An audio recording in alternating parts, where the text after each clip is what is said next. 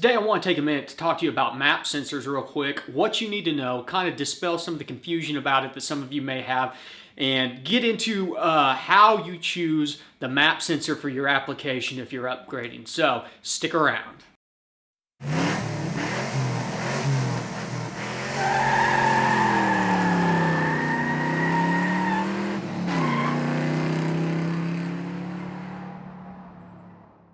Everybody, welcome back to the garage, and I wanted to go ahead and take a minute, as I said, and shoot a short video to talk to you specifically about MAP sensors.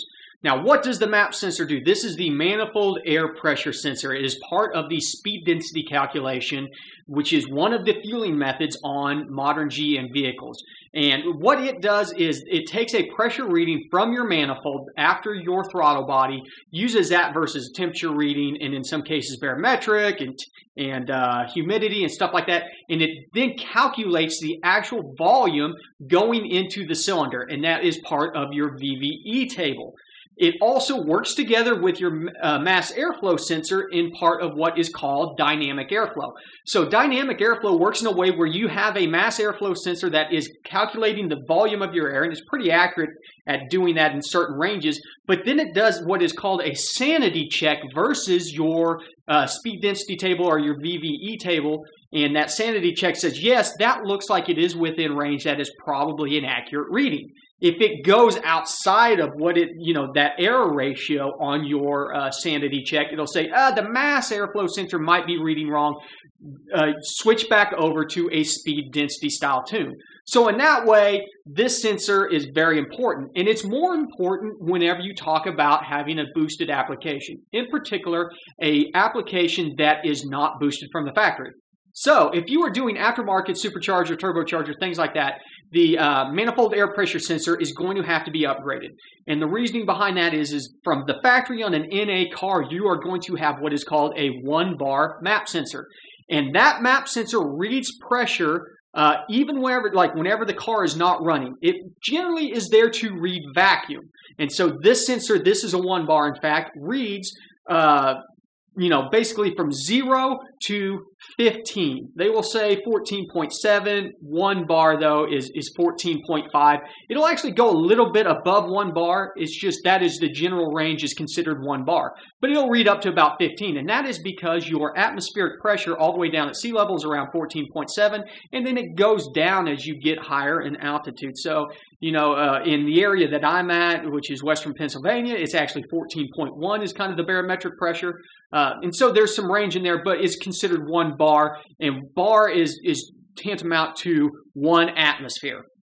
So whenever we go over into a forced induction platform, that's whenever we have to step up to a 2-bar or a 3-bar sensor.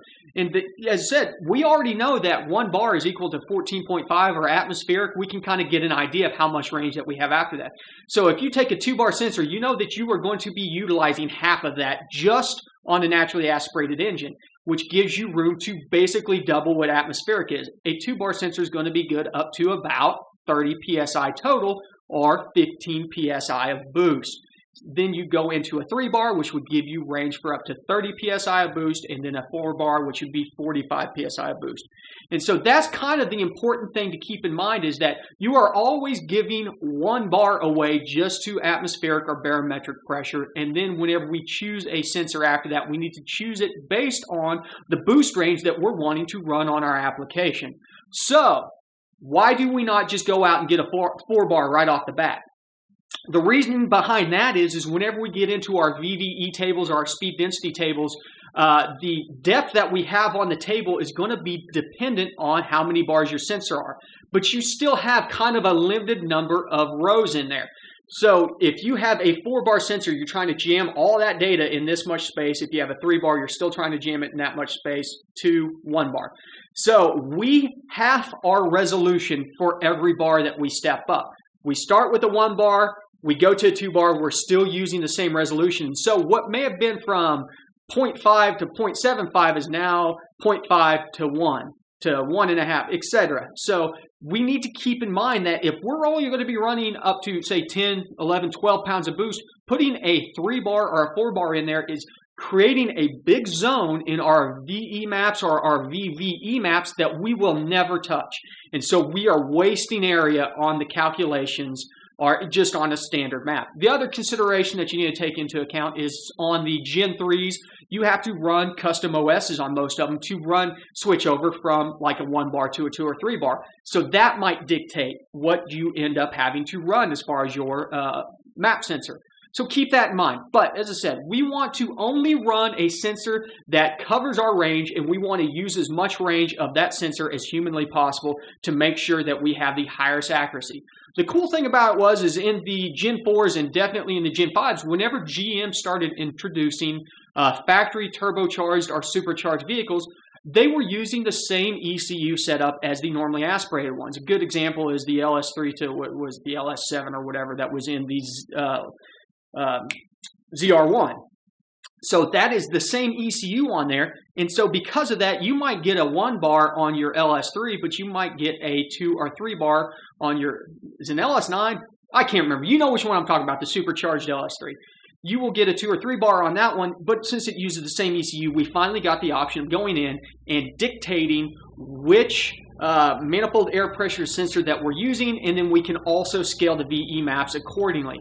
That being said, you can use a 3-bar sensor and still scale it to 2 bars. In fact, that's what I'm doing right now on the Silverado. I have a 3-bar sensor in place, but if you look at my virtual volumetric efficiency maps, it is only set up to go to 2 bars. That's still not the most efficient way. I should probably put a dedicated 2-bar sensor in there because I am cutting down on the resolution of the sensor itself. You have to remember that most sensors on a vehicle are in that 1 to 5 volt range. That's the sensor output that reads. So we've got specifically on this is a 3-pin sensor. You've got voltage in, you've got ground, then you have what is the sensor output. And that's going to be 1 to 5. And it operates in whatever, the 0 to 1 bar is 1 volt to 5 volts. Well, because I'm using 3-bar sensor, it is 0 to 3 bars is 1 to 5, and I could be using a 2-bar, and I would get, that increased resolution where every, 0.01 volts would actually show a smaller shift in pressure across the entire scale. That's the other thing to keep in mind. So the closer that you can keep your sensors to your actual operating range, the more that you can dial things in, the higher resolution of the data. And that's something that you want to keep in mind whenever you are speccing this stuff out. If you have any questions about this topic, make sure and hit up the comments below. Let me know. Hopefully this sheds a little bit of light on how we select our manifold air pressure sensors. If you haven't already, go ahead and subscribe. We've got some more videos coming out here in the next couple of days on speed density. And of course, I got to get back to doing some torque management for you guys. I apologize. That's kind of fallen to the wayside. Hopefully I can get some of those videos out in the next week or so. And, throw a thumbs up, throw the thumbs down. You throw a thumbs down, tell me what you didn't like about the video. And as always, thanks for stopping by the garage.